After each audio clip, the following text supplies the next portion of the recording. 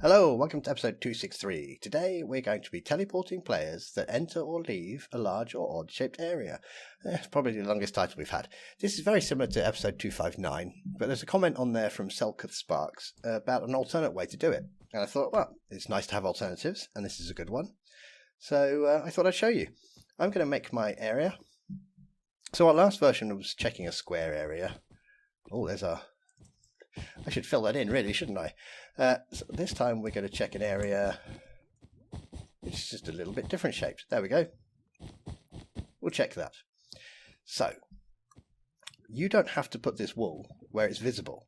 In fact, SelcouthSparks suggested you put it down at 0, so it's underneath the bedrock. You know, the bottom layer of bedrock, you put this down there, no one's ever going to see it. But we're going to put it there just so you can see it for the demonstration. So we're going to check for that red wool. We'll do a version that runs every tick. This is probably fine if you're just doing it for a map. You don't have many players to check, so it should be alright. If you're doing it on a server or something, or you've got lots of players, we'll do a version which is timed as well. So we will execute as every player at themselves unless the block at their location, but Y55, as I said, you can change that, put it down at Y0, they're never going to see it, so it's going to be completely hidden. Unless it's red wool,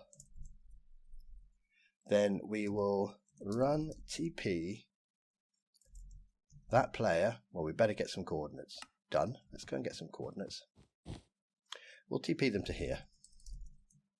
Fill tab, tab, tab. It's a nice easy way of getting block coordinates. And we'll put that in. Now, here is a mistake. If I turn this on, I'm going to be teleported in there, and I'm not going to be able to get out. And effectively, I'm going to be stuck. Now, what I like to do when I'm playing with teleports like that, I like to put in somewhere, so we'll execute as all players who tag equals not dev. All players who don't have the dev tag. Now, if I make a mistake, I can just give myself that tag and I'm free. This is worth doing, because otherwise you're going to have to open up your map in some editor or something and try and turn that command block off. Let's turn this command block on. Right, we're in.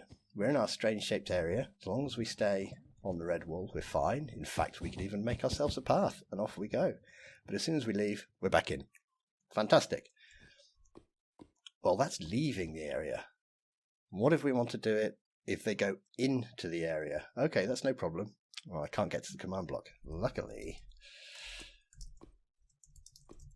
we added that little bit in there, so now I'm free. So we can turn this off now. Okay, and let's change it.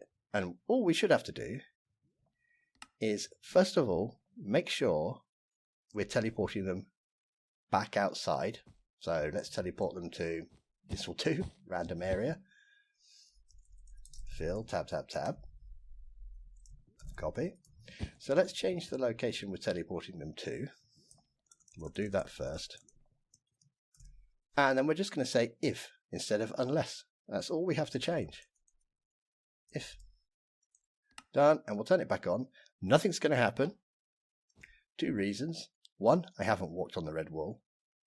And you'll probably see a problem as well here. 2, I've still got the tag. So let's get rid of that tag. Remove. Now, do you see a problem? My area I'm checking is the same block as the area I'm teleporting to.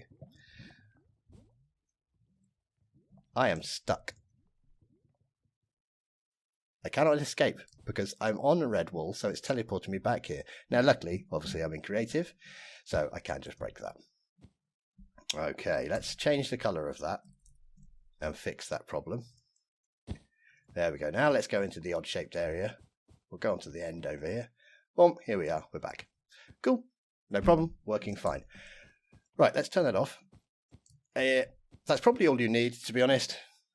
Unless you're making a rather large map, or as I say, you just want to slow it down. Do we need to run it every tick? I mean, that's 20 times a second we're checking. You probably don't need to. So let's just do a timed version as well. And we'll need a scoreboard for this. which I seem to have got into the habit of always calling setup. Scoreboard, objectives, add, timer, dummy. Okay, my setup. These are the sort of things you run one time and never run again. Make sure we run it. Let's pop a lever on top of that. First thing we're going to do, make it repeating. We are going to scoreboard, players, add. We need a name of a fake player, a block check or floor check or something. Let's call it block check. Block check timer 1. And I'm going to copy the fake player name and the objective name. Control C, copy that. Hey, you should be on. Did I press cancel instead of done? Well, that was rather silly, wasn't it? Okay, well, we better do that again then. Scoreboard, players, add, 1. Done. There we go. Make sure we press the right button. Then we go in here and we're going to check. Execute if score, that score matches 1, run, scoreboard, players, block check. Uh-oh, what have we done? Well, we haven't said what we want to do to the score. I'm just going to reset it. Cool. Now I've put matches 1, so that's going to be resetting quite often. Let's put it every second. So instead of running 20 times a second, we will just run once a second. Done. Now we'll have another block, and this is where the command will go. We'll copy that, control middle mouse, pop it on the end, and we'll make it chain, always active, and we'll make it conditional. And that should be okay. Just say done. So conditional, so it's only going to run if this one runs, and this one's only going to run if the score equals 20. Let's turn it on. Admittedly, we can get in quite far. But with 20 times less, we're checking the player's position now, so that's pretty good. Now, if you were going to have a little thin thing like this, obviously it might be possible. Yeah, look, see, I got across that. So it's up to you what suits your needs. If you are just going to have a little tiny thin barrier, to be honest, this way is probably not the best way to check. This is a good way for checking big, strange, random shapes. And obviously, we can check it back the other way as well. Let's just get the coordinates of some block in there. Fill, tab, tab, tab. Copy that. And we'll go in here.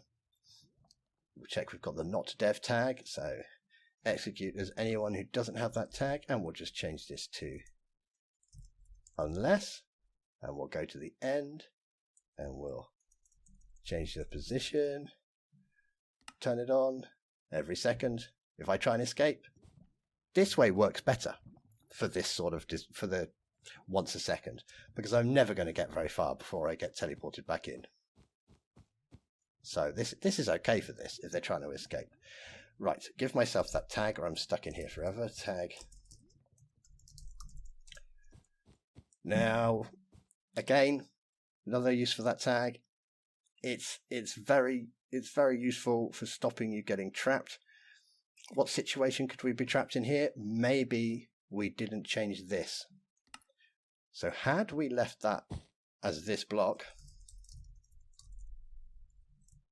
copy that.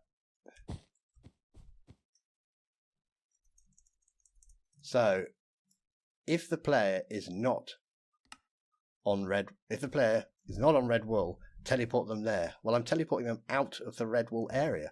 That is pretty nasty because it's teleporting me away from the red wool. So I'm never going to get very far now. Okay, that is why I always, when playing around with teleports and things that could do like that, you're killing people on repeat, teleporting people on repeat, pop in that little tag there. It can save you a lot of hassle in the long run. Okay, job done. I stretched it on a bit longer than I needed to, really, there, didn't I? Okay. Thanks to SelcouthSparks for the suggestion, and I will catch you soon. Bye-bye.